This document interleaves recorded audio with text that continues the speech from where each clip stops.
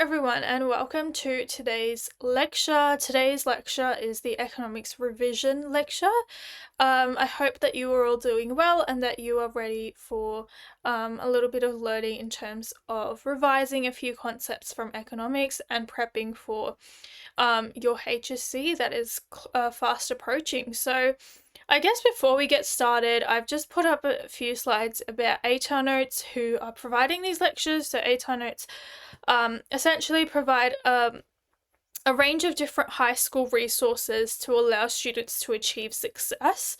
Now I'll run through a couple of these. So we've got our free resources, which include our study notes, which we've got hundreds of downloadable study notes. We've also got lectures, which you found one, and I'm sure that if you haven't already, I guess I would recommend to register for all of the subjects that you are doing. So we've got plenty of lectures for a range of different subjects, so we'll definitely check that out if you haven't already. We've also got discussions, so online Q&As, videos with engaging online revision to break away from just continuously, I guess, looking through your textbook or your notes is something a little bit different for your brain to register. I know at this point it can be a little bit I guess annoying to just have to constantly read your notes as you're fast approaching all of your exams. Newsletters to stay in the loop. ATAR calculator to see if you're on track, what you sort of want to be around in terms of marks. Articles, so with study strategies and study tips to help you achieve success, and heaps more. So if you are interested in any of these resources, which are completely free, I would highly recommend going to this link here, so atarnotes.com/register. In terms of more resources, these are our paid resources, so TuteSmart, online tutoring from elite recent year 12 grads. So, we've got basically everything's recorded, so don't feel like if you're joining at this stage you're missing out. You've got all of it's recorded and all of it is up for you to access, and you've got loads of different resources as well. Study guides with a lot of printed revision materials with top tips to help you get the best marks that you can. So those are our colourful books. I'm sure you've seen. They're quite thin compared to the textbooks, which are really thick and sometimes can overwhelm students. So especially at this stage when you're revising content, this can be a really great tool. And we've also got the online version, so like basically hundreds of the top study guides all in one place on Ed Unlimited. So if you're interested in any of these resources, please do have a look again at the link over here. I've linked it there. Again, feel free to access that and register. Okay, moving on to today's lecture. So today's lecture is the economics revision lecture, presented by me. My name is Uzma and I will be taking the lecture today. So we'll go through a couple of things today. We're going to go through the current economic news and HSC economics. Topic 1, we're looking at the global economy revision and exam tips, tricks and skills. So first of all, overview of the topics. The first topic is the global economy, which explores globalization and the impacts of increased global integration on individual economies and on the global economy as well at large. It explores the causes and effects of globalization, being both positive and negative. So quite an important area to start off with in terms of understanding integration of individual economies into a global economy, and then what does globalization actually help achieve? What does it consist of? We've then got Australia's place in the global economy, where we look at examining Australia's involvement with the global economy. Where does Australia fit in? What do we produce? What comparative advantages do we have? We look at different things with that, and I'm sure obviously this is all revision for you. The effects of changes in the global economy on Australia and tools to measure this relationship as well. We then have our economic issues that face the economy, including their causes and their consequences. So this topic also requires trend analysis of these issues in the contemporary Australian economy. So our economic issues are like unemployment, inflation, etc. So external stability, all of those. So these issues are really important to be able to understand where are they coming from, what are the root causes of them, and then what are the effects of them, consequences. Obviously can have both negative and positive consequences, but it's just up to whatever the issue is. It's really looking at where it's sitting. Finally, economic policies and their management, so functions of all of economic policies in the Australian economy. So we're looking at economic issues that are studied over here in topic 3, then are all related to the economic objectives that we go through in topic 4. So topic 4 is really binding and putting it all together. So topic 4 focuses more on balancing and achieving the optimal standards for each of these economic issues. So a tip that I've got here is that it's possible to use notes from topic 3 to address economic issues, or economic objectives rather, theory in topic 4. So essay questions are commonly linked here, which is really important to note that you are providing and you are understanding those links when you're revising, so that it becomes easier for you when you get to your HSC. Okay, to start off with how to approach HSC economics at this stage. So again, find your best study method. I know most of you would already have this, but at this stage of the course where you're now sort of revising, just be able to understand, okay, how am I going to revise that is most effective for me? Most of you would already have your notes done, and you would be focusing on practice papers. So would highly recommend going through practice papers. That's something I did a lot at this stage. And then also, other people may be visual learners, so you may have visual cues or visual graphics as well. Completely up to you. In terms of understanding over memorizing, so make an effort to think deeply about the content that you learn, form your own judgments in class, and engage in discussion. So it's very important to make sure that you understand rather than memorize, because memorizing will only get you so far. Understanding will allow you to form your own judgment, and forming your own judgment will allow you to better answer questions in the economics paper, which really value forming a judgment, having an opinion, talking about that opinion, and being able to display that opinion. Those are important areas to consider. And reading beyond the textbook, really, that's quite important to be able to form your own judgments and opinions and to be able to articulate them effectively.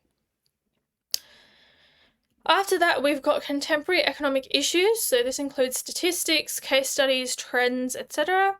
to collate the important stats in a form easy to memorize. So for example, graphics, documents, like having a separate document for all your stats. If you don't already, I would highly recommend doing that. And becoming familiar with your syllabus and writing essay plans. So super important, right? At this stage especially, you can obviously, and I would highly recommend that if you're not comfortable with writing essays yet, write full essays in timed conditions. But if you just want a quick practice and you don't want to spend 45 minutes to an hour writing an entire essay, you can just write little essay plans and get, a little bit of practice in and revision in that way as well. So what would I include in my intro? What would I include in my body paragraphs? What events am I referring to? What stats am I referring to? And then your conclusion. Let's go into current economic news and HSC economics. So do I need to read the news? The answer obviously is yes. Obviously you would have already been doing this, but I guess to summarize, in your longer response questions, you must include examples to back up your theory.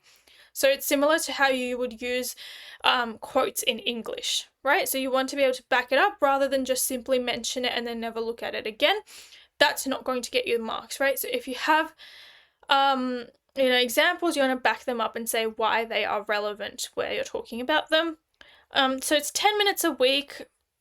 I guess something to do earlier, but if you haven't already, I would highly recommend spending a little bit of time to just go through it now and look at the different articles and see what's been going on and making news throughout the year. How current do my stats need to be? So you don't need to know stats prior to 1990s, really. Like, you can know some of the events that have occurred, but not really, it's not really that relevant. You should avoid giving current examples from pre-2018 unless you can't find anything, then it's fine.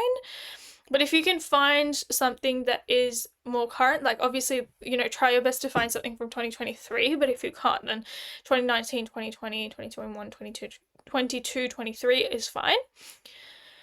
HSC papers are written in around the middle of the year, so they won't expect all the stats to be super recent, but if you can try and make them as recent as you can, that would be beneficial and helpful, right? Stats that you must update include the cash rate, the economic growth rate, the US dollar over the Australian dollar, so the exchange rate, and a lot of this is coming from the RBA snapshot, which I'll show you in a second. So we can definitely have a look at the RBA snapshot if you're feeling a little bit worried about how do I get all this information for all the different months. The RBA snapshot does a really good job at it, and it's like a really nice infographic for you to access. So yeah, that's that. And then how can I remember it all? Highly suggest that you tie it in with the theory, right? So make sure that you are able to understand the theory and then how the stat relates to the theory, and be able to then form your own judgment, rather than just having random examples that you've just memorized because you've been told to know stats, right? Make sure it makes sense to you. Color it differently to note, so you might have your stats in blue or green or something to allow it to be different, or you could have it just on a separate document as well. Summary tables and graphs are really good for really important key events such as the mining boom, GFC, COVID-19, and then the current recovery from that and what's happening right now in the economy as well. So that's a really great place to note down, okay, what actually happened to employment during that time, what happened to economic growth at that time, what happened to inflation during that time. And it's really important because one of the essay questions will have stimuli, and a lot of the stimuli will have the different years, and it will show, for example, the trends in inflation from 1990 to 2023, or trends in employment from 2000 to 2023. So then you've got like the peaks and troughs, so you'll know what those mean. For example, if employment is really high during the mining boom and then if employment is really high in 2003 and then it falls really low in 2008 and then again goes back to normal and then falls again in 2020, you know what that means because you know the dates, you know the events. You know that it's really high in 2003 because the mining boom occurred then. And you know that employment would have fallen during 2008 because the GFC was then. And then COVID again, there was a fall, right? So those are different things to keep in mind in being able to interpret that information. So do I need to read the news? Yes. If you haven't already, start collating as much as you can in terms of the most important bits of information and stats. Make sure your stats are as current as they can be. And how do you remember it all? Tied in with theory, color differently to notes, and summary tables and graphs. So what has COVID caused economically? So quite important to have a think about how COVID will impact your economic analysis. So going into 2020, Australia had worsening economic performance without considering COVID. So we were already not in such a great place. And obviously COVID made it worse essentially.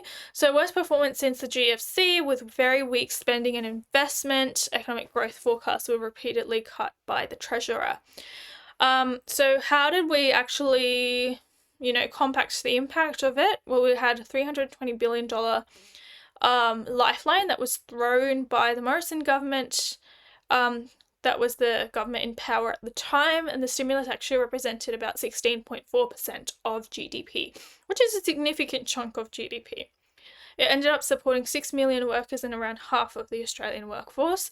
So talk about the analysis of that when you're going through it. So don't just mention, for example, if you had this stat, don't just mention the stat, talk about what it actually means and what it adds.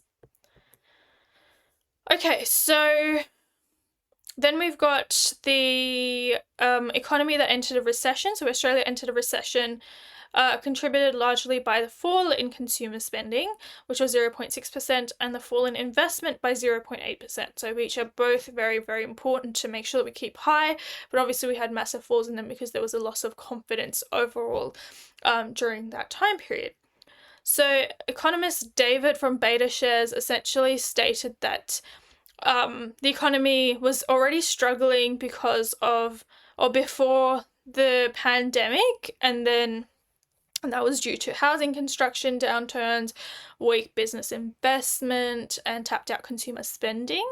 And then those fundamental challenges are still there, and then COVID came along and it just made it a lot worse. So again, very important to note that COVID has a huge role to play, but in saying that, it should only be about approximately 20 to 30% of your economic news, right? The other other events should be of equal importance as well. So we're still talking about the mining boom, we're still talking about the GFC, we're still talking about all the other events in place, right?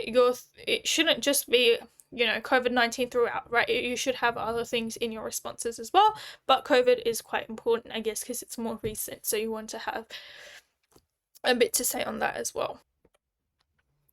Righto, so then we've got a 5 times faster recovery than we had in the 1990s recession. So Australia's health and economic outcomes compared favourably to international peers. So we were able to recover from COVID much faster than a lot of other economies, especially the other major advanced economies. We were able to actually outperform all of them in 2020. And our labour market actually continues to recover quickly. So compared to major advanced economies, Australia is the first economy to have seen hours worked and employment recover to pre-pandemic levels, which is quite impressive. So again, something that you can definitely note down when you are talking about your COVID-19 side of things in your essay. So these are the key economic indicators snapshot that I was talking about. So they've just got a bunch of stats. So this is from the 3rd of August, but you can find the latest one if you just go into the RBA and write snapshot. So you've got the target cash rate, you've got the economic growth at that time, inflation at that time, unemployment and employment growth, wage growth, average weekly earnings, household savings ratio, net foreign liabilities as a percentage of GDP, the exchange rate against the US dollar, and then China and the G7 GDP growth. So yeah, a lot of indicators there that are quite helpful, I guess, to include in your stats. So would highly suggest that you find the ones that are most recent and then use those. Okay, moving on to the first topic, which is the global economy. So first thing we're going to look at is international economic integration. So we'll look at a few definitions here. So global economy simply refers to increased integration between economies of the world.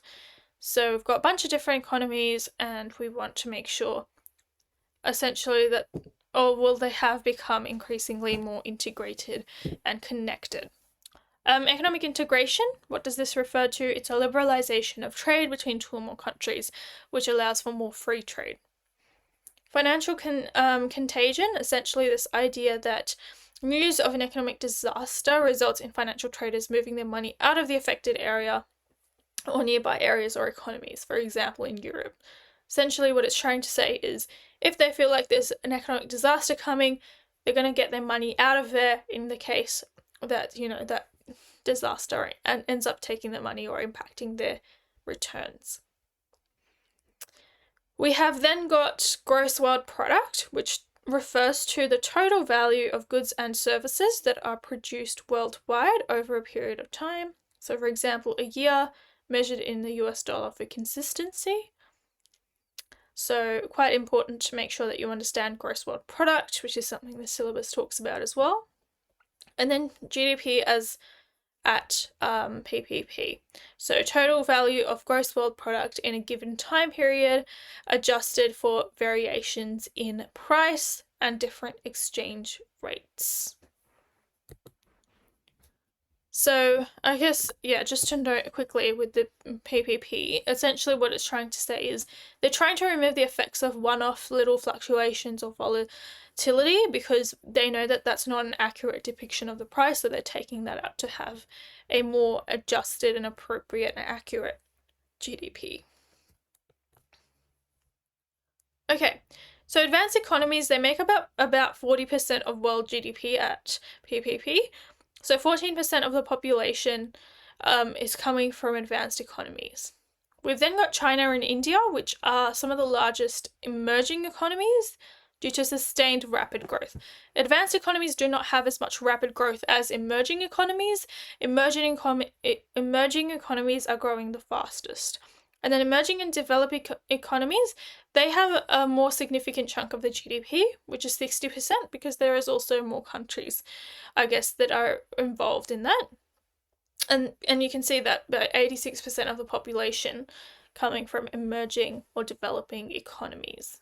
So a relatively small number of advanced economies dominate global production compared to larger number of emerging and developing economies that have a lot larger area of global production. So globalization, what does it refer to? Simply put, it's the integration and removal of barriers between countries and economies. So things like trade, free trade, we have different technology, transport, all of that, financial flows all become more prevalent. So what are some forces that drive globalization? So first of all, we have new markets. So these are growing global markets, right? So this idea that in services such as finance, insurance, transport, deregulated financial markets, and antitrust laws as well. So we have a lot of increased competition with that regard. So we have a lot of new markets because now we've become more integrated. There's a lot more available. We have a larger pool of resources as well. We've got new actors, so a lot of new actors that come into play because we're now more globalized. So multinational corporations, so these are very large businesses that dominate world production through global supply chains, etc. The World Trade Organization, which governs free trade and fair trade, which we'll talk more about as we progress. Non-government organizations, these include foreign aid, regional trade blocs increasing such as the EU, and policy cohort groups such as the G7 and the OECD. New rules and norms. So market-based economic policies are spreading now. Democracy is growing. There's a lot of human rights awareness as well, action agendas for developing countries, and a lot of multilateral agreements as well worldwide, which is basically the things that we didn't see before globalization, we can now see because we've now got more integration and countries are more linked together than they ever were before. New tools of communication, so internet and electronic communications linking people simultaneously, so there's a widespread usage, for example, of personal devices, the internet, digital media, transport, so there's increased trade, communication, and speed. In terms of trade in goods and services, there's been an increase dramatically in the last few decades from 38% of global output in 1990 to about 50% of global output in 2018. So it's increasing quite a bit, and there's many reasons for that, but a lot of it has got to do with globalization and the indicators of that. So factors that have strongly promoted globalization include trade agreements between countries, which means that countries can freely trade without any protection barriers like tariffs or subsidies, quotas, etc. Domestic deregulation, so the removal of rules and laws that once made it very difficult to work through that. New technology in transport and communications as well, and then Australia having reduced tariffs to a record low of 2.3% in 2018. So the two of the main ways that Australia has promoted free trade is number one, by looking at bilateral agreements. So these are agreements between two countries. So Australia, for example, and the USA, or Australia and New Zealand, or Australia and China. Then we have multilateral agreements. So these are across regions such as Asia or the Pacific, etc. So the composition of global trade is continually changing due to demand of different or newer goods and services, the rise in incomes, so that consumers have more choice now, and new technologies. So the direction of trade flows has changed due to changes in the importance of regions. So trade flows have increased significantly for emerging economies as well. They're the ones that are growing the fastest, 17 to 19%, for example, between 1995 and 2015. So in terms of finance, it is one of the most globalized features of the world economy. This is because everything revolves around money, right? So they move instantly between countries, for example, ATMs, credit cards, etc. And the main drivers of global financial flows include financial deregulation, which began in the 1970s and the 1980s. right? So the removal of rules and laws that made it difficult to have, a lot of the transactions were removed. Speculators, so investors who buy or sell financial assets with the aim of making profits from short-term price movements. This creates excessive volatility. So essentially, they're just sort of guessing. These investors are guessing where there's going to be a boom and where there's going to be a actual downturn in growth, and then they're just guessing and then investing their money. But if a lot of people do that, that can actually have very negative impacts. For example, when Brexit was announced that Britain was leaving the EU, there was actually a lot of investors moving their money away from, or financial assets away from the United Kingdom, which led to quite a bit, or Britain rather, which led to a lot of issues, I guess, with speculators, and they created a lot of volatility in that regard. Foreign exchange daily turnover is about 4 trillion in 2010 to about 6.6 trillion in 2020. It's gone up quite a bit in 10 years, causing a 40% increase in trading volume over the past decade. So then moving on, so we've got an important feature of financial flows is essentially the foreign exchange markets, which are networks of buyers and sellers exchanging currencies. So it's very important to be able to understand the network, right? So the main benefit is that it enables countries to obtain greater investment finance. The GFC actually led to a fall in activity in financial markets due to the increased risk aversion of lenders, higher cost of credit, and increased volatility. So total activity on global capital markets fell by approximately $1,000 billion US from 2008 to 9 due to the GFC. So investment and TNCs. So investment essentially refers to international businesses, which are TNCs, operating in several countries in the hope of making a profit. So foreign direct investment, so FDIs, purchase a controlling interest in a foreign subsidiary, of over 10%. So that's the key nature of a foreign direct investment, is that it is over 10%. So that's something to note. If it is under 10%, it's a smaller interest. They don't really attempt to control. That investor's just looking for a sort of return from that, and that's called a portfolio investment. So the global expansion of manufacturing, for example, takes advantage of the low labor costs and the cheaper resources around the world.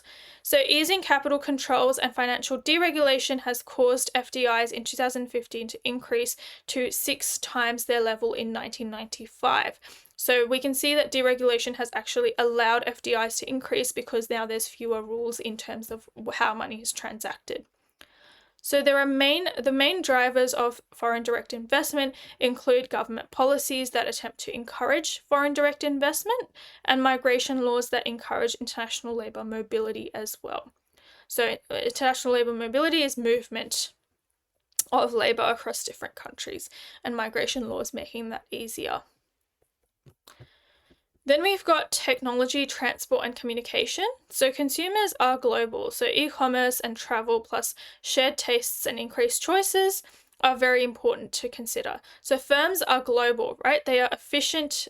We're looking at efficient inventory management. We're looking at less waste. We're looking at increased competition and efficiency, reduced labor costs, and improved communication. Essentially, a lot of this is allowed because of globalization, especially things like reduced labor costs, where now you can outsource instead of having to pay, or look at labor laws, things like that. In a lot of the advanced economies, that's why in Australia, a lot of things are outsourced out to other countries that don't have as many regulations or laws surrounding employment and labor.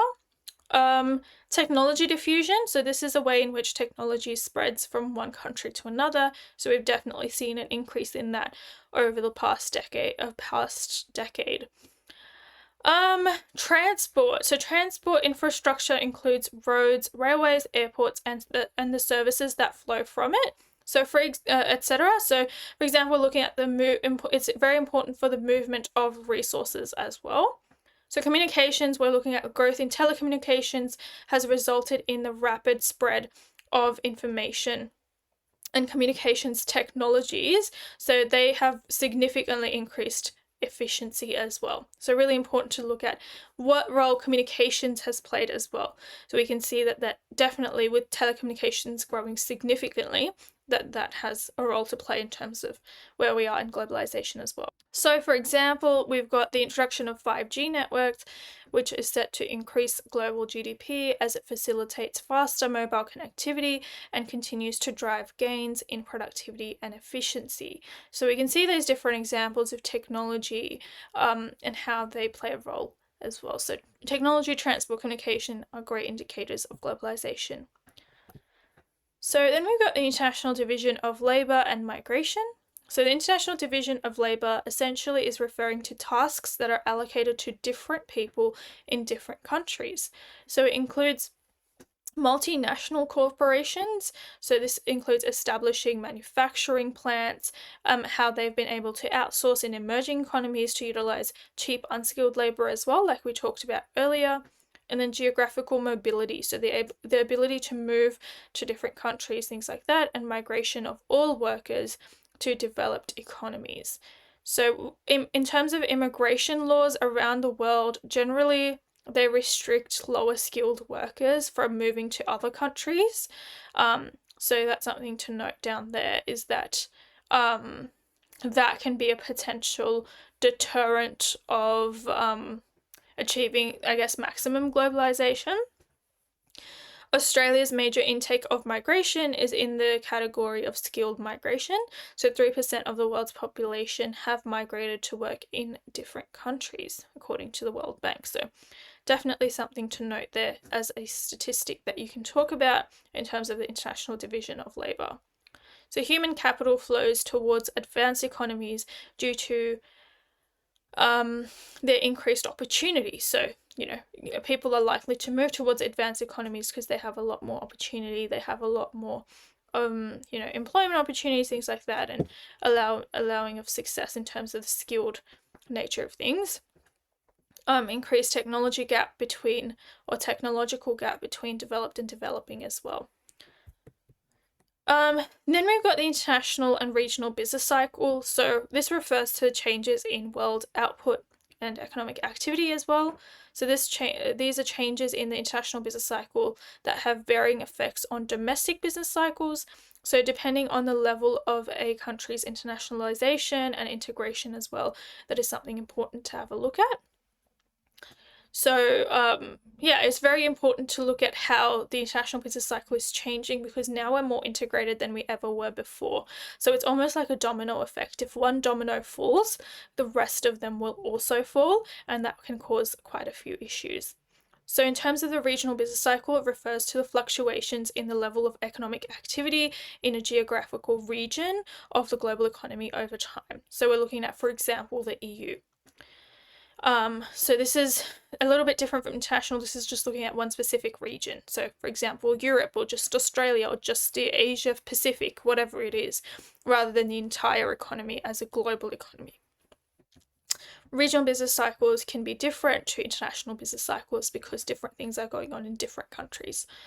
So research by the RBA shows that 63% of changes in output in Australia have been due to changes in interest rate growth levels and inflation from the G7, the group of 7, which are the top 7 economies essentially.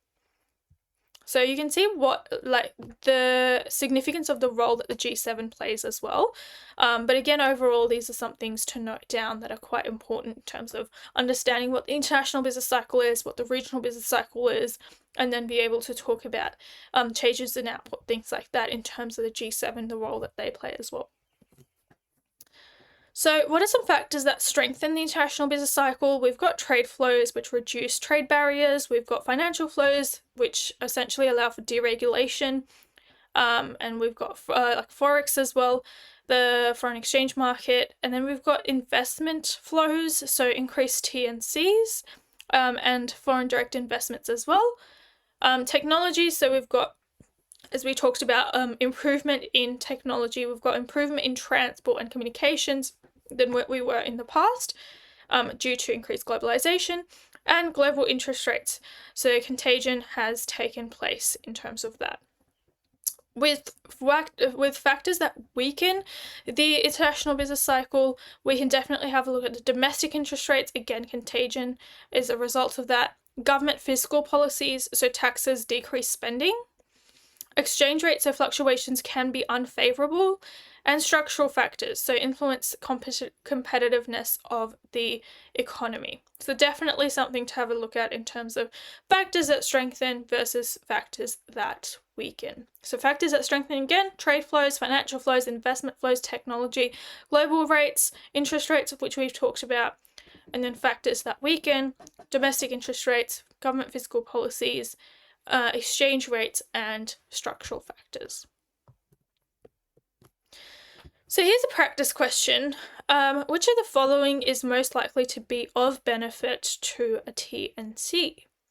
So I'll give you the chance to attempt this, give you a minute or two, and then we'll reconvene and go through the answer.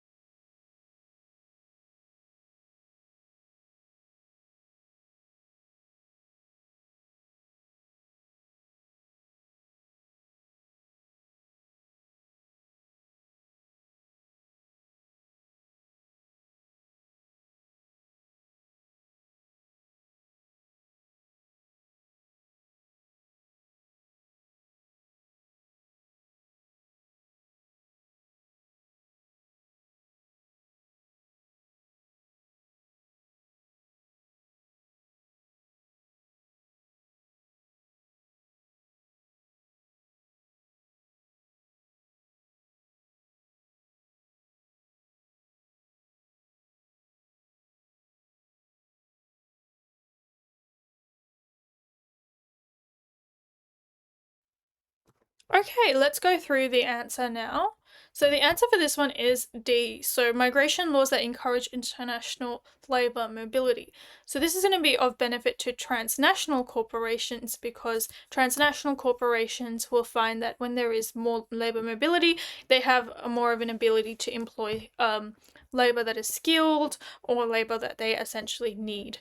So because it allows a flow of movement there, and they can utilise that to their advantage. So that is the correct answer. Okay, now we're going to move into the protection side of things. So the first thing we're looking at is protection, the definition of protection, which is essentially the use of artificial barriers which restrict the free flow of goods and services in international trade to give domestic producers an artificial advantage. So essentially, they're trying to restrict free trade, and why are they trying to do that? Essentially is to help out domestic producers who are struggling because of the competition that free trade brings, because foreign producers bring a lot of international competition and domestic producers find it hard to compete. So as a result, governments try to give domestic producers an artificial advantage by issuing protection. There are a few different methods of protection that we will run through as well. So we'll start off first of all with reasons for protection. So there are a couple of specific reasons that the syllabus talks about that are quite important. So infant industry argument, so allowing newly established industries sufficient time to achieve economies of scale to compete in global markets and to become efficient. Right, so quite important to note that down, is that when we have new industries, they're already struggling, they're already very small, they're just trying to make their way. If international businesses come and compete, then there's no chance for that infant industry to grow in Australia. So the government will probably come in and help them out to help them become more efficient. So temporary until they are internationally competitive. Otherwise, it may result in inefficient resource allocation. If they always rely on protection and they can't stand on their own 2 feet even after they grow, then that's a clear issue because it's inefficient for the government to continue to help them. We don't want them to become reliant. We don't want them to, not innovate, things like that. We're giving them sort of the starting steps and then they can grow on their own. In terms of domestic employment, we're looking at if overseas countries offer cheaper production, then often domestic jobs are at risk. So imposing tariffs and barriers prevents job losses, things like that in terms of recessions. However, it may be at the expense of efficient export industries. So we might be taking away from efficient export industries and may raise exchange rates and affect export competitiveness as well as the terms of trade. So essentially we don't want domestic employment to be lower, but we also have to look at the efficiency argument. So these are the first two reasons for protection. We've got a few others, but infant industry argument is a good one that you can mention because this is often a question that comes up in the HSC, as well as domestic employment. We then have dumping, which is when if a country has an oversupply of goods, so a surplus of goods, they may decide to dump the excess products at a very low price, damaging local businesses as they are unable to compete. So the country may impose a quota to restrict the amount that can be imported. Right? For example, Oxfam has called for the EU to review its common agricultural policy, which heavily subsidizes agricultural production and causes great excess production. Oxfam claims that this is destroying livelihoods of farmers in developing countries. So essentially, if you have an oversupply and you're an overseas firm, you can just come to Australia, sell it for quite a low price, but then the domestic businesses that are actually trying to compete and actually trying to produce in an efficient way end up losing out. And those prices don't last forever as well. They're low for a certain period of time, but then after that oversupply is finished, then it goes back to normal. So that can be detrimental for consumers because then they'll see a huge increase in prices afterwards. So that's something to note down as well. So it's not really helpful for those individuals, and especially not for domestic producers. So that's another reason that the government may decide to step in and restrict the amount that is imported into the country to prevent dumping. Then finally, we have defense. So the defense of a nation in the event of a war or defense of a culture. So some countries, just as a personal preference, even if they don't have a comparative advantage in producing a certain thing, just as personal preference, they may decide to have that specific product just made in their own country because they like it that way. It's, retainment of culture or as a form of national security. So this can be, for example, countries having their own goods, such as weapons, or own food in case of wartime blockades, things like that. So 4 reasons to make sure you remember for protection. Infant industry argument, these are small industries that are just growing out, so we help them until they become efficient on their own. Domestic employment, we know domestic employment will likely fall because of international competition, so that's a reason that the government can use for protection. We know dumping, oversupply, they don't want that because it's inefficient, it's damaging to local businesses, and defense of the nation as well. So here's a practice question from the 2017 paper. Question 21A says, why can dumping be used as a justification for trade protection? So this is a 2-marker. I'll give you about 4 to 5 minutes to attempt this one. Just give you a little bit more time to plan it out, to write a response as to what you think would be included in this, and then we'll reconvene and go on in terms of the lecture.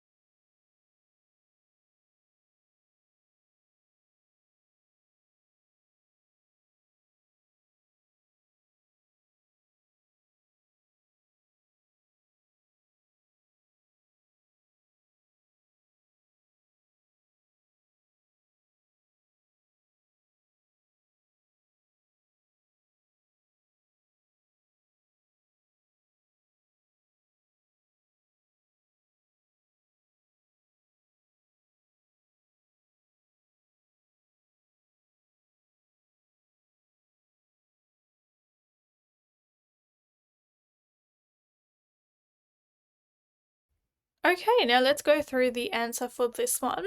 So, sample answer, dumping involves foreign goods being sold in the domestic market below their cost of production, so which could have definite negative impacts on competitive domestic firms.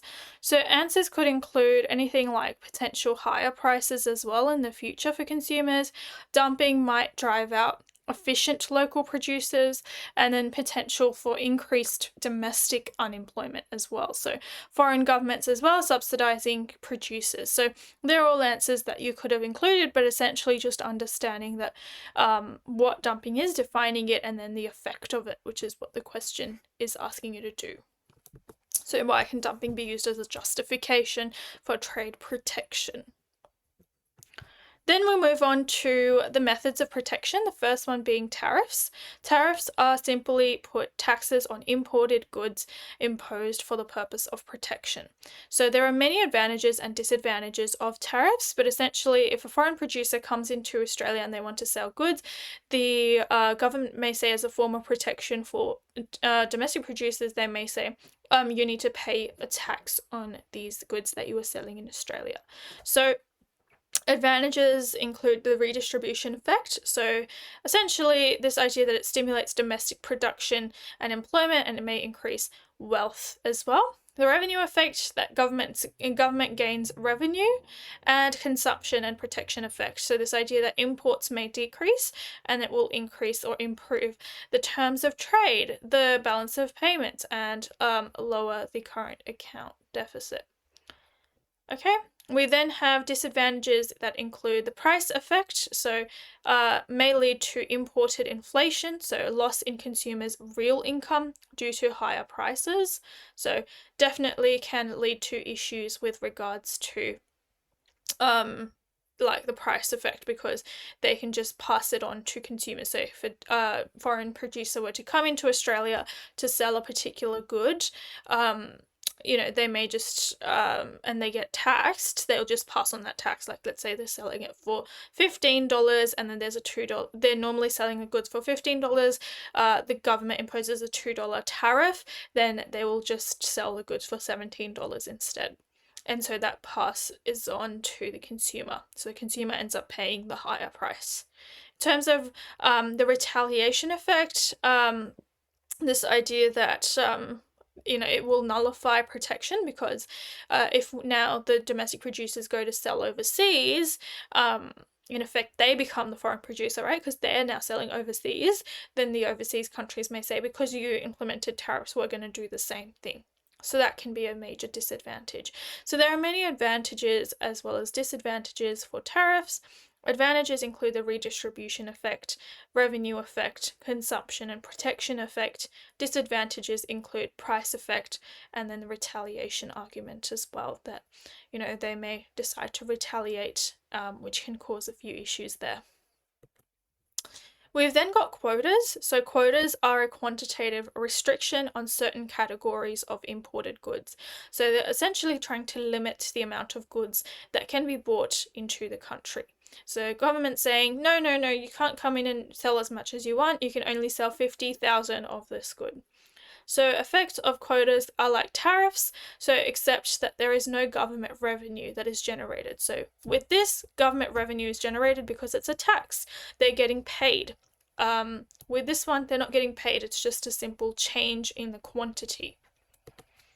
So here's another practice question for you. A government decides to reduce the import quotas for a product. Remember that reduce the import quotas for a product means that they are reducing the amount that can be brought into the country, which means they're increasing protection. Other things being equal, which of the following is most likely to occur in the domestic market? Is it A, the revenue of foreign producers will increase? Is it B, the domestic price of the product will increase? Is it C, domestic firms will produce less of the product? Or D, the market share of foreign producers will increase? Again, I'll let you have a go at that one.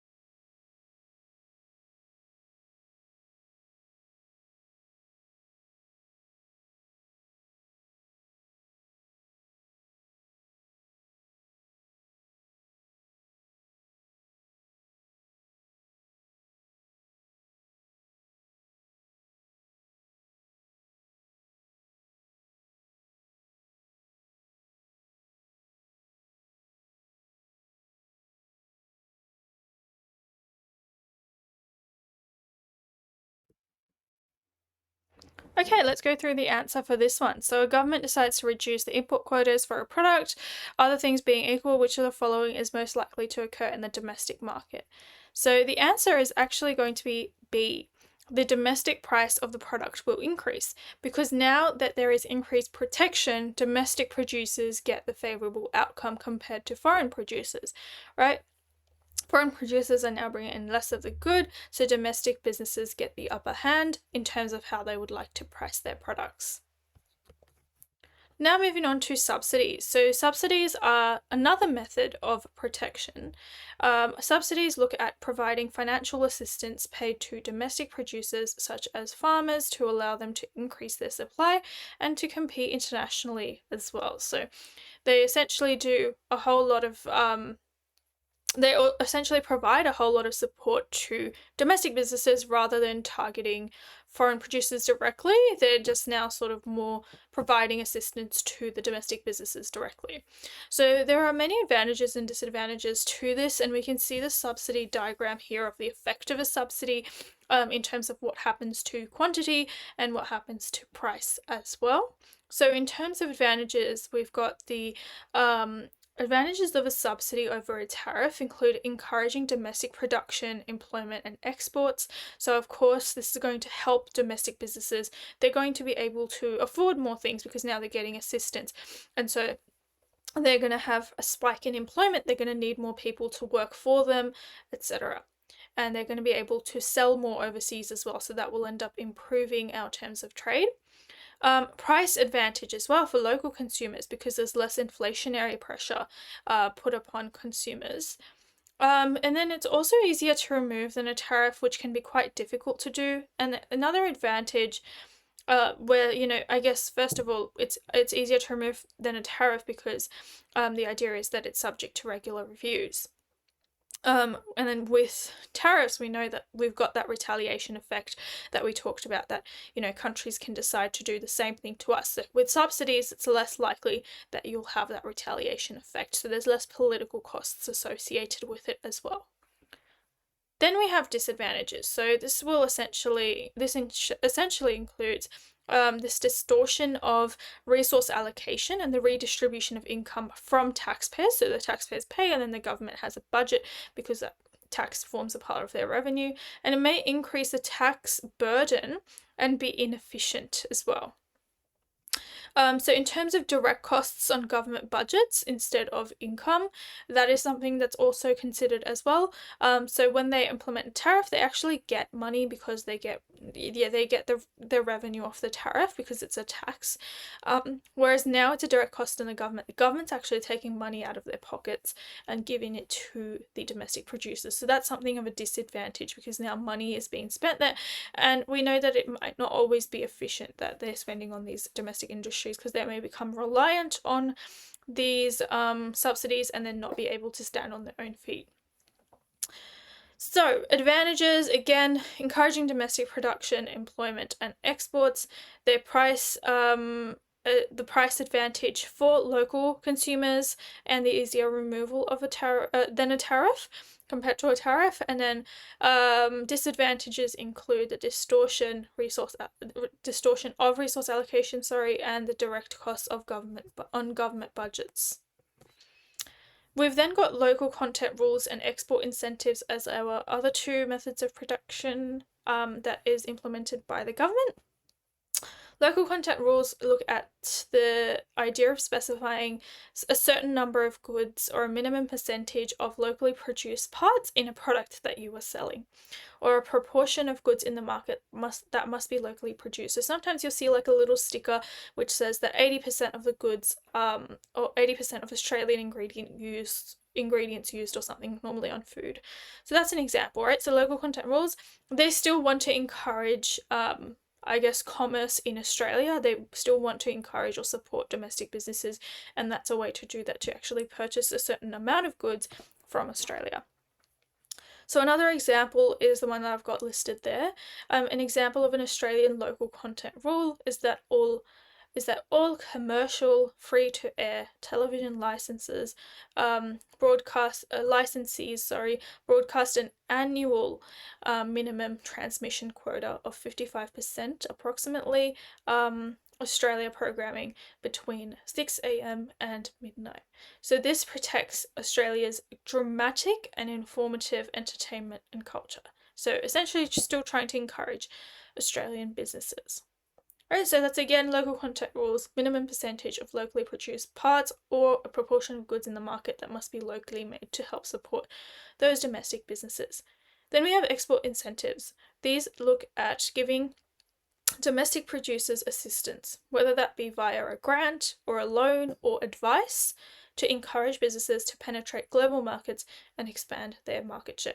So for example, Austrade, which is the Austrade's export market development grants, reimburse exporters for costs relating to the promotion of exports into new markets. So each dollar spent generates $13.50 for 27 worth of exports, approximately. So again, another great example of an export incentive. So this idea that this is another method of protection, right? This idea that you want to be able to provide domestic assistance, whether that be through a grant or a loan or just even advice to see how can these businesses actually internationally compete and do well and gain market share. So again, we went through the methods of protection. We went through tariffs, which are a tax on imported goods imposed for the purpose of protection. We went through quotas, which is a quantitative restriction on the amount that can be imported into the country. We went through practice question, and we went through subsidies, which is another example, which is financial assistance that's now targeting domestic producers directly. So helping them in order to compete internationally. Local content rules, specific or minimum percentage of locally produced parts or a proportion of goods in the market that must be locally produced, and export incentives, so giving domestic producers assistance. So effects of protectionist policies, including in terms of the domestic economy, we've got this idea of the distortion of resource allocation and income distribution. So local industries gain in the short term, but in the long term, there is a shift from efficient to less efficient industries, unfortunately. And that's the case, right? Because a lot of these local industries end up becoming very reliant on these protectionist methods. So they can't really operate on their own 2 feet like we talked about. So it distorts resource allocation and income distribution. We then have inflation, which may increase as a result of the tariff on imported goods. So if inflation increases, then wages may increase as well. And that is an increase in the cost of production as well. So this idea that tariffs actually raise the prices because foreign producers won't just take the cost on the chin, they'll just pass it on. So for example, when we went through that $15 of the product, $2 tariff, they'll just pass that on and then sell the good with the additional $2 tariff. Economic growth may be slower. So as the resources are not efficiently produced or not efficiently used, the output remains in the domestic market. So it's difficult to benefit from economies of scale, which can lead to slower economic growth potentially. And exports may be lower as well. So because the protected industries tend not to seek overseas markets, right? Because they feel like they've already got enough and they're just being protected and they're just sort of, it's essentially an area of inefficiency as well. And when there's lower exports, it reduces or worsens the terms of trade. So we've got distortion in resource allocation, inflation, economic growth, and exports. In terms of the global economy, what are the effects? They reduce access to markets because it's going against the concepts of globalization and free trade that we learnt earlier, or trade liberalization. So there's this idea that the developing economies are often excluded to access from markets from advanced economies as well. International trade barriers, so the idea that it tends to harm developing economies who are actually exporting the agricultural products and some of their manufactured goods. So there's a huge area of inequality in terms of the trade barriers. Reducing the trade, economic, and living standards due to shielding inefficient producers, people that aren't, or producers or businesses that aren't being aren't really improving, or they're just staying inefficient. They're just using the protectionist policies, but without that, they can't really do anything. And then a decrease in global economic growth as well, and capacity due to inefficiencies across the board. So there's a huge misallocation of resources, and this will lead to higher prices as well. We talked about. So reduction in access to markets, international trade barriers, reduction in trade, economic growth, and living standards, and decreasing global economic growth and capacity. So those are some of the effects of protectionist policies in the global economy. Again, domestic economy, a distortion in resource allocation and income distribution, inflation, economic growth may be slower, and exports may be lower. Okay, and that concludes the protection side of things. We'll now move on to the tips and tricks section in terms of approaching the HSC exam, because I know that you're going to be sitting it in a couple of weeks. So here are a few tips and tricks on how to achieve success. So first of all, in terms of the multiple choice, please be extremely careful when you're reading the question. So examiners often use tricky and the challenging words, or like they change the questions very slightly so that the meaning completely changes to what it would be. And students often miss it and they end up getting the question wrong.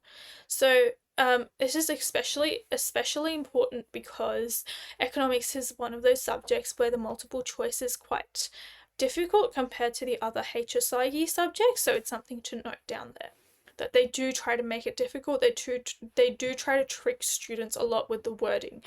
So words like long-term impact and short-term impact, high and low, hypothetical economy and specific economy, what would happen and what is happening currently in the economy, expenditure versus revenue. So those little things, but they make a huge difference in what the question is asking and what they're trying to say. Please be mindful of the language that is used. Please read the question, repeat it, take down any notes that will help you understand the question before, read all of the different options before choosing the correct one. Use the process of elimination, and please do ensure that if you find that two options seem like they're both correct, which is often the case with economics, and the multiple choice, please make sure you choose the one that you feel like is the most correct. Because they will try to throw a lot of curveballs in there to try and trick you. In terms of common skills, questions students often get tripped up on can be considered to be commonly tested economic skills. So really, you have the time to practice, so please do practice those questions now so that in the exam, you're not I guess feeling overwhelmed or you don't know how to answer it. These are commonly tested, so you will see that a lot of these questions are seen in past papers, so you will kind of know where to go from. So calculating the current account deficit based on a table of values, or calculating the multiplier value. So do you know the MPS? Do you know the MPC? Do you know what the multiplier is? Because they can even ask you that in a short answer question. Recognizing the size of a tariff and subsidy as well. So those are really commonly assessed, so please do make sure that you go back to past papers, you look at them, you attempt them, and then you also attempt to mark them. So go through the marking guidelines, see where you went wrong and where you went right, and then if you have questions, it's a great time to either ask your teachers or your tutors, whoever is available to help you out. So again, language, please be extremely careful when you're reading the questions. Common skills, making sure you know your common skills, and they're commonly assessed, so you can always check the past papers. Questions 17 to 20 are the back end of the multiple choice. So the economics multiple choice exam is mostly ordered in terms of difficulty. So this can result in students becoming less confident as they approach the back end of the paper or the final questions. So don't view these questions differently from others. Know that you have the knowledge to find an answer and take your time to think through a method to the solution. I know that it sometimes feels like you can't do it, but what you need to know is that you've gone through the syllabus, right? And you have the chance now to go through the syllabus, feel confident with all the questions, attempt past papers so that you feel comfortable with the back end of the paper, which tends to be the harder questions. Not always, but sometimes is the case. But don't psych yourself out. Feel comfortable with it so that you're not mentally like, I'm actually really scared. If you feel comfortable enough with it, you'll feel like you're ready for any challenge. And they can only assess you from what's in the syllabus. So again, just make sure that you know you've told yourself, hey, I've actually covered everything, so it's not anything out of the blue, it's not something out of the ordinary. Maybe a bit difficult to get around, but you have the time to go through it. So practicing more of these questions will definitely help build your confidence here, like I've mentioned. So don't view these questions differently from other questions. Know that you have the time, you have the knowledge to find the answer and take your time to think through the method for the solution. So if it's a calculation question, think back to when you've done practice calculations questions in class or on your own or with your tutor. Try and figure out, okay, what method do I use? How do I make it efficient? How do I make this happen in a way that is correct? And then we move on to the short answer section. So the short answer section looks at, I think it is quite direct and to the point compared to the multiple choice. The short answer section doesn't really have any tricks that they're really trying to trick students or throw curveballs. They're quite direct questions that it's just assessing your ability to understand theory. Sometimes they include calculation questions in there.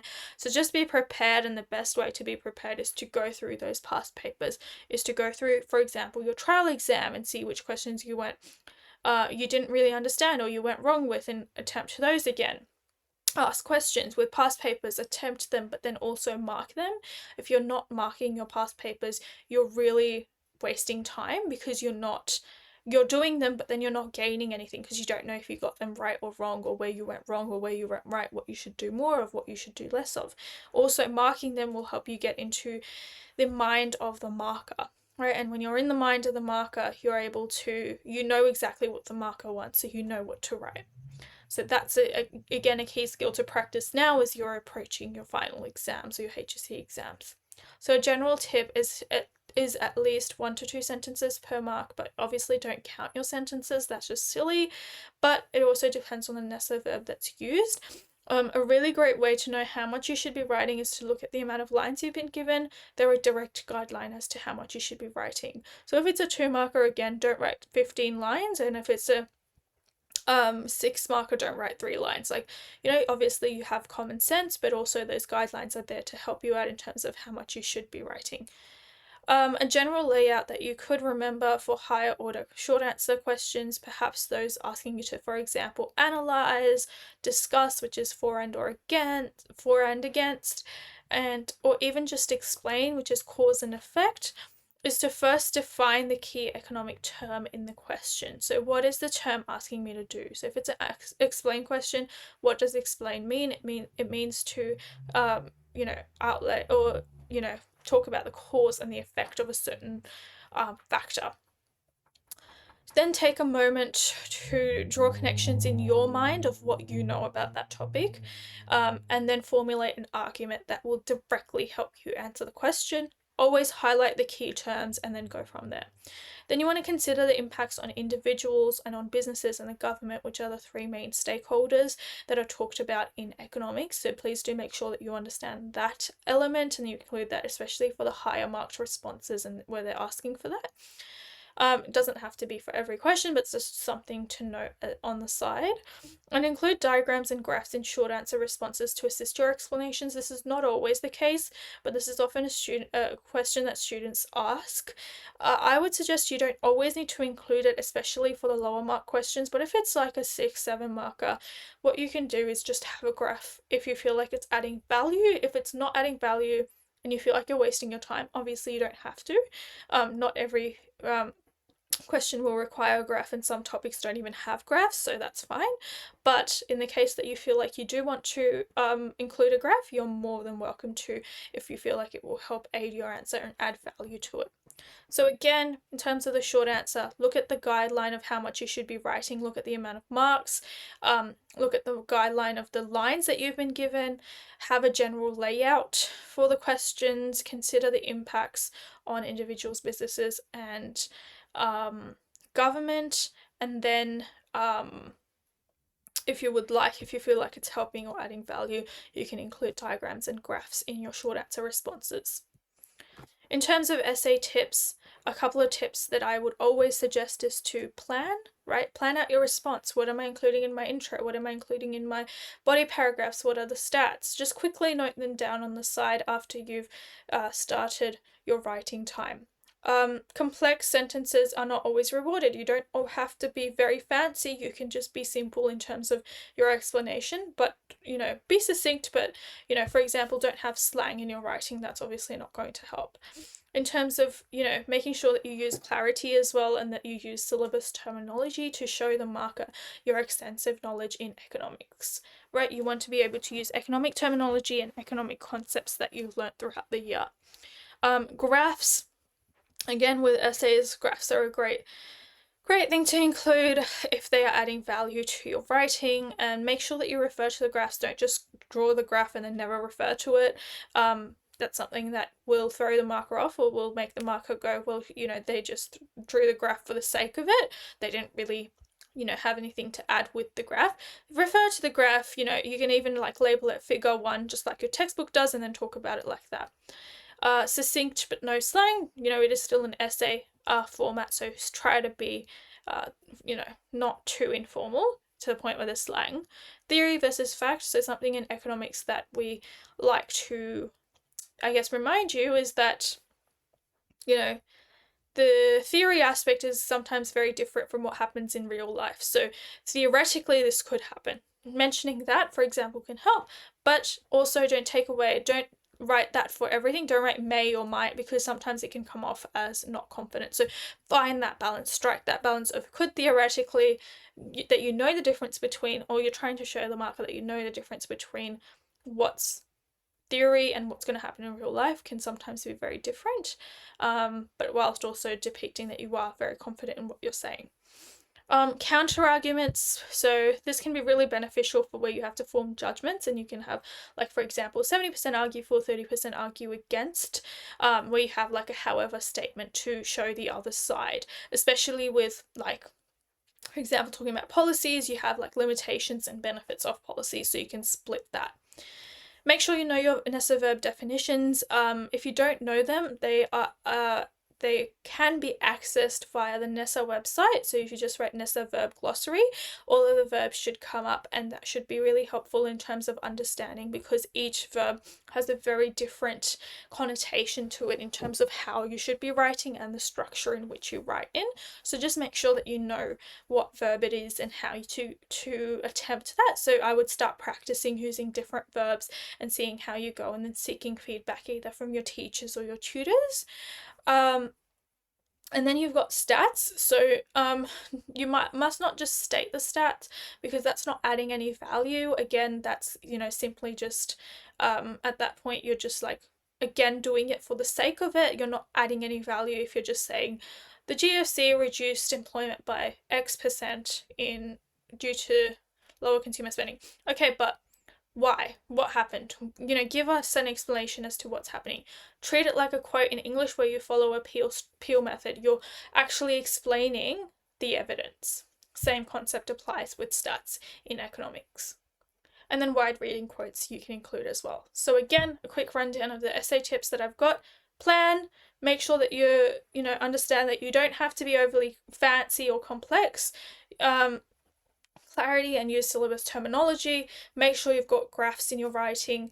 If you feel like it's adding value, and refer to the graphs in your essay. Succinct but no slang. Make sure that you've got that idea of could theoretically, you understand that gap, but don't be, don't come off as not confident in your arguments. Have counter arguments if they're adding, especially with judgment questions. Have however statements, again following on from the previous point. Know your Nessa verb definitions. Access them via the Nessa verb website, Nessa verb glossary. Stats. Make sure that you are treating them like a quote in English. You are analysing them. You're not just simply stating them and then never referring to them again. And wide reading quotes as well.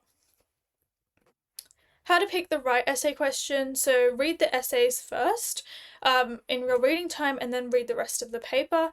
Then when you read over the rest of the paper, you can go back to your essays. For some people, they feel more confident in certain areas, and you can start by thinking, okay, which one do I feel the most confident with? How do you know which one you feel the most confident with? Which one do you feel like you have a lot to say for? Like you have a lot to brainstorm? Which one do you feel like you know more stats for, more events for, more ideas for? Maybe you've gone through a certain topic and you really feel confident with it, you're really passionate about it, and you find it really interesting. That could be another reason. Which lends itself more towards our contemporary economic climate, right? So with one of the questions, you'll be given stimuli to work with. So look at the stimuli. Which stimuli can you assess better, and analyze better? Which one do you think could be easier for you? Which one, in terms of band 6, which one relies on less strict theory and more analysis, right? That's something to note as well. So, tips to integrate stimuli. So, first of all, highlight the keywords from the syllabus, right? So, you've got the keywords, for example, can be monetary policy, fiscal policy, whatever it is. Highlight any information that directly references a specific economic event or organization or a forum, right? Those are really important because they can allow you insights into what's going on. Is the stimulus dated? This could hint about which contemporary economic stats you'll need to include in your response. Treat the stimulus like quotes in English. Use them to back up your theory, to answer the question more directly, and to mention content more relevant to what the marker is looking for. Right? Make sure that you're specific in that regard, because again, that will help you out tremendously. Where is the stimulus coming from? Does it have a little reference? Is it coming from the World Bank? Is it coming from the Australian Bureau of Statistics? Where is it coming from? Try to figure that out. Try to use that information to help guide you in terms of what you should be writing. And also, you know the major events. You know the mining boom. You know the GFC. You know COVID. You know post-COVID recovery. You know all of these, so you can definitely use this to see, okay, if there's a dip in economic growth during COVID, I know that it's because of, during 2020, I know it's because of COVID. Or if there's a rise in economic growth during 2003, I know it's because of the mining boom. Having little things like that to help you prep now can really help you out when you get to the final exam and you're trying to integrate your stimulus. You're essentially integrating it just like you would integrate your stats. You're analyzing it and you're referring to it. A really big mistake that students tend to make is that they don't integrate that stimuli. They don't refer to it enough, or they don't refer to it at all. Please don't do that. Right, they really want you to refer to it. That's why they're wasting ink on every single paper, printing out those extra graphs, those extra quotes, those extra little tables, because they want you to refer to them and talk about what they add. So here's an example essay question. Assess the effectiveness of monetary policy to manage price stability and economic growth in Australia. So you've got the theory aspect, which monetary policy, inflation, economic growth, right? Those are the key terms of the question. Price stability refers to inflation, economic growth, monetary policy, monetary policy.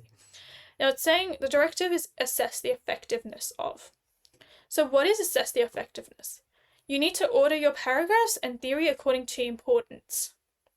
What do you think the importance is? That's up to you to decide how effective something is. So you need to make a judgment. Students that don't make a judgment will not be able to get the maximum marks, right?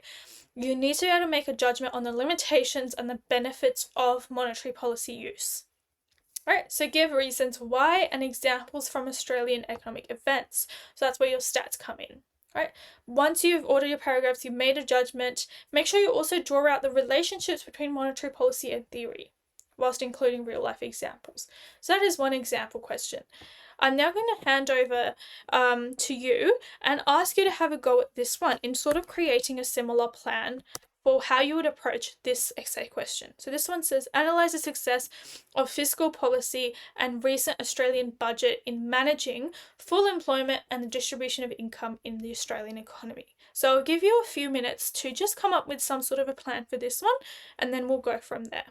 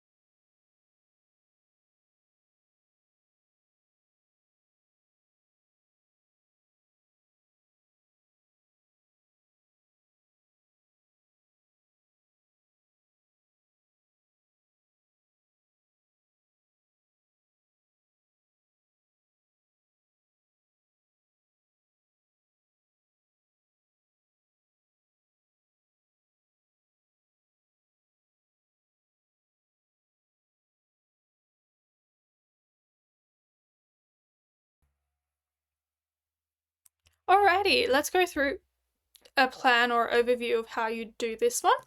So in terms of a plan, looking at budget outcomes and stances, so theory from fiscal policy is quite an important one that you can mention there. So what are the different types of outcomes? What are the different types of stances that can be talked about?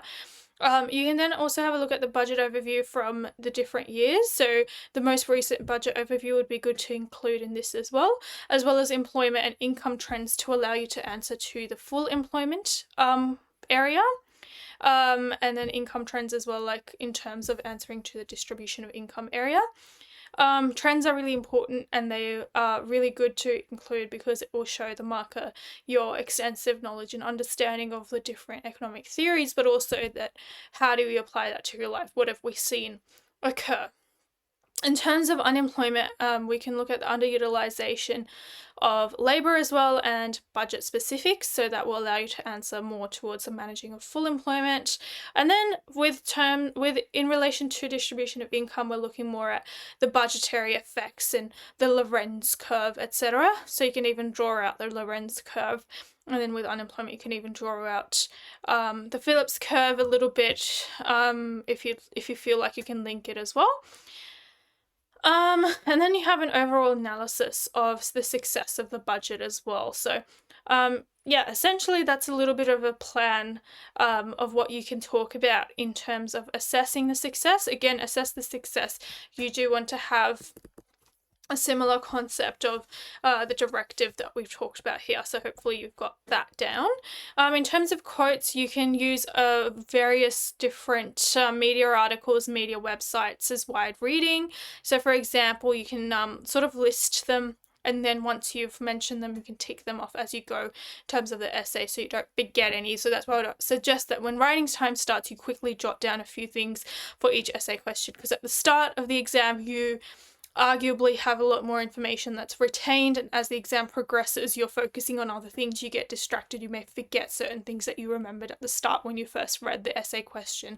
So when writing time starts, just have a go at writing all of those down so that you have that on paper, so then you can tick it off as time passes and you're writing your essay. Even if you decide to come back to your essay at the end, that's fine as well. Just write a few things at the start so you don't forget or you don't get distracted. Okay, and essentially that brings us to the end of today's lecture. So thank you so much for listening in today. I hope that you found this lecture somewhat insightful and you took something away from today's lecture that you'll integrate into your revision and your studies. Yeah, so that's all from me. So thank you so much for listening in. And yeah.